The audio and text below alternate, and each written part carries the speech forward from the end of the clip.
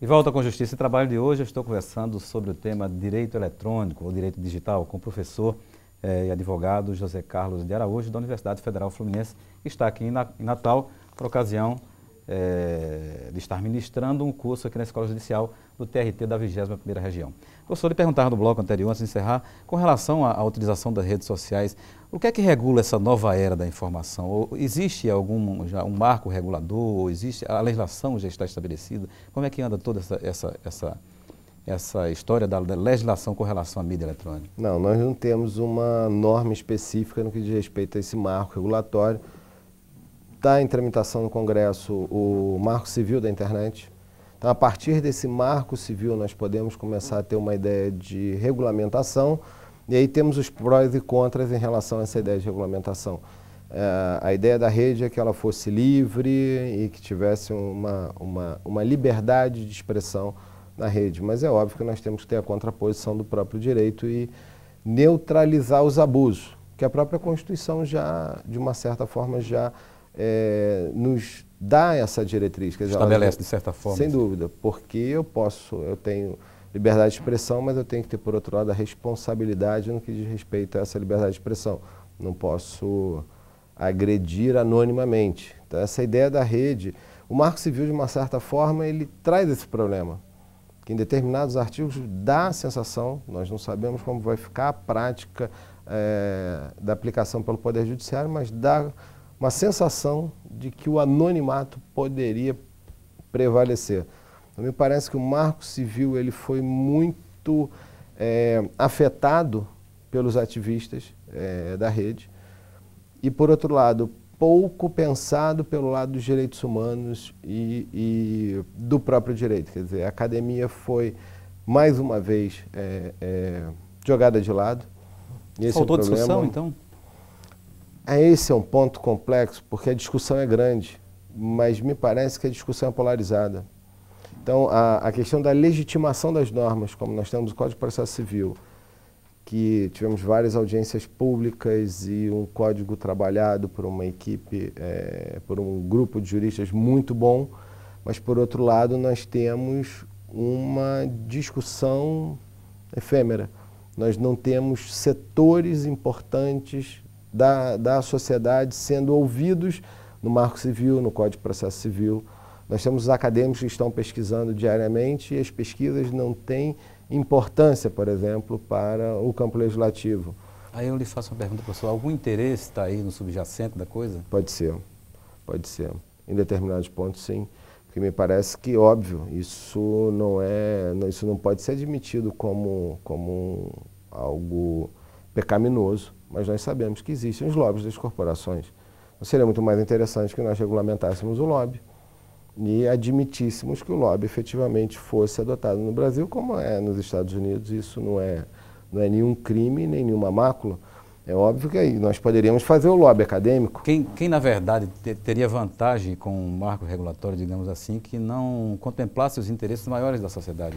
Não, aí que está. Me parece que há um contraponto nesse discurso, porque a ideia é de que ele está efetivamente valorizando a sociedade, porque nós temos exatamente esse ativismo, então o debate foi muito societário e pouco sociológico. Sim.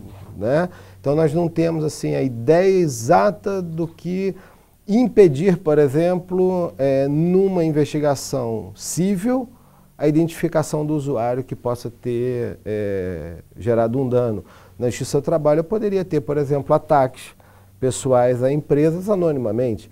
Então, como fazer essa investigação? Por outro lado, ela, apesar de ser um marco civil, que é outra coisa que chama atenção, ela permite essa violação, essa quebra de dados pelo Poder Judiciário no que diz respeito ao processo penal. Por que não no processo civil? Por que não no processo de trabalho e sim no processo penal? Eu tenho dano civil, eu tenho dano trabalhista e, óbvio, eu tenho crime. Mas por que só pensar no crime e não no civil e no trabalho? Corre o risco, então, de um regulamento, de um marco regulatório desse se tornar letra morta, então?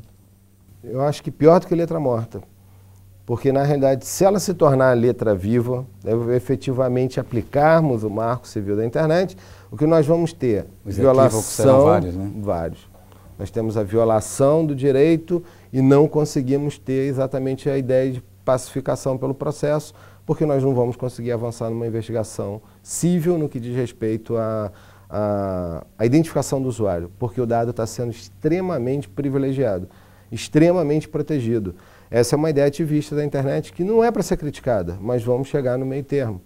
Então, o repúdio da pesquisa acadêmica é que me parece muito prejudicial. Então, poderia ter um lobby, efetivamente. Se nós temos de um lado esse lobby societário, dos ativistas que desejam uma internet livre para poder manifestar expressão, movimentar o Brasil, etc. e tal, nós também temos que ter o aporte acadêmico, jurídico, sociológico, para nós analisarmos esse contexto e admitirmos que o marco civil seria muito mais saudável se nós tivéssemos os dois lados ponderados e que essas audiências públicas, tanto do Código de Processo Civil quanto do próprio marco civil, fossem efetivamente públicas.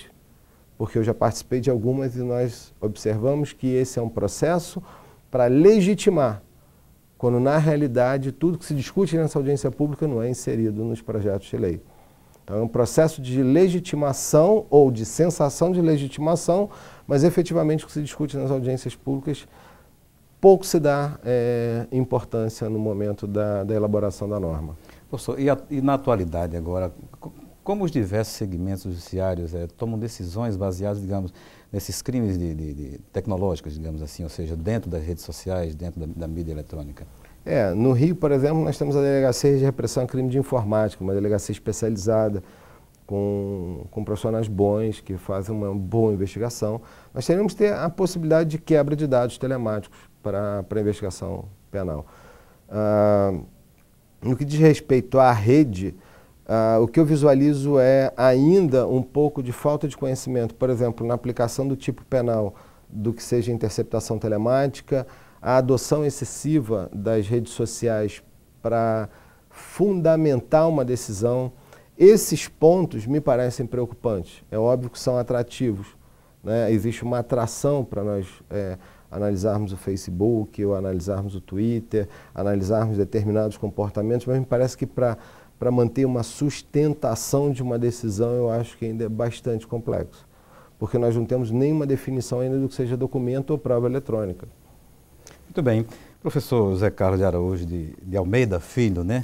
Foi um prazer para a gente recebê-lo aqui no Justiça e Trabalho. Nós agradecemos em nome da presidência do tribunal sua presença aqui no Justiça e Trabalho e o deixamos à vontade com os telespectadores para as suas considerações finais em razão do nosso tempo de televisão que já está indo. Sim, eu acho que a participação da escola, quer dizer, a motivação da escola de proporcionar um curso desse para os magistrados demonstra a importância que o Poder Judiciário vem dando às novas tecnologias.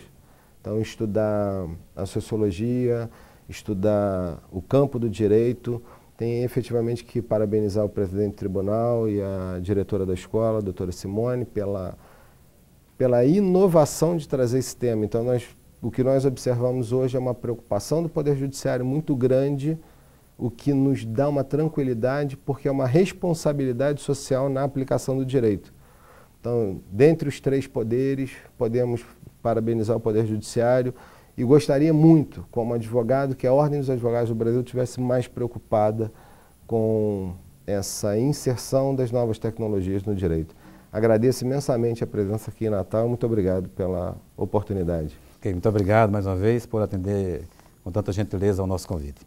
Bem, telespectadores, nós conversamos no programa de hoje com o advogado e professor da Universidade Federal Fluminense, José Carlos de Araújo, sobre o tema direito eletrônico. Contatos com a nossa produção podem ser obtidos pelo telefone 84 40 06 3081 ou pelo e-mail ccs@trt21.jus.br. E hoje, quem nos presenteia com sua música e seu talento é o cantor e compositor potiguar Donizete Lima. Um abraço a todos e até o nosso próximo programa. Até lá.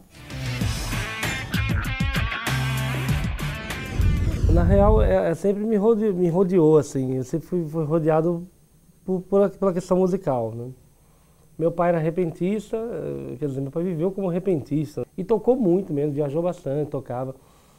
Mas na realidade, além do meu pai, dele ser repentista, a música sempre fez parte de uma forma ou de outra. Vim aprender um pouco mais, aí começar a realmente gostar de instrumento quando eu comecei a ver algumas pessoas tocando. É um trabalho. Agora, eu não sei onde é que dá o estalo, na realidade, mas na hora que você para de tratar como um hobby ou uma coisa suplementar, né? e passa a ser o seu trabalho base, o seu trabalho mesmo. Eu não sei que momento dá esse estalo, de que a música pode ser realmente um trabalho. A parte de composição, ela surgiu de forma não natural, não fácil, nem muito menos assim, eu vou escrever qualquer coisa. Eu até hoje, tudo mesmo é muito árduo, assim, veio aquele pensamento, tá, tudo bem, pode chamar isso de inspiração.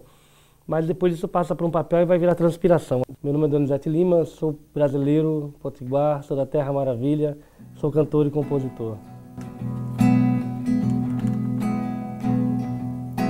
Sinto que a cidade nos espera, com suas ruas loucas, com suas luzes poucas, com suas bocas prontas pra nos engolir.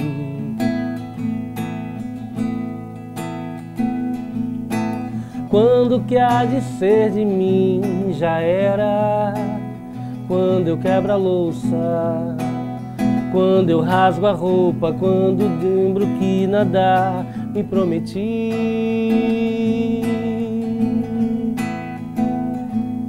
Se o breu que esconde a lua me convida pra sair, se eu já não sei qual é a tua, é sinal que já não sei nada de mim.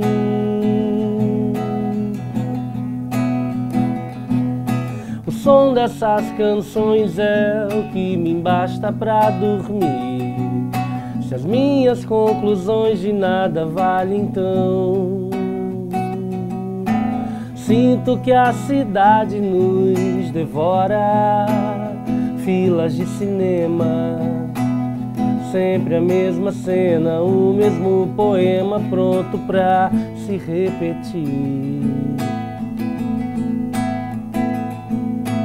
Medos que eu pensei ter e agora entram por antenas de vidas pequenas que a cidade escolheu pra colorir.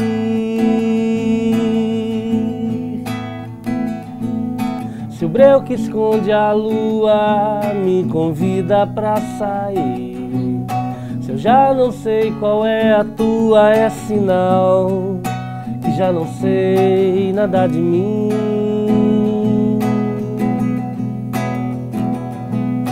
O som dessas canções é o que me basta pra dormir.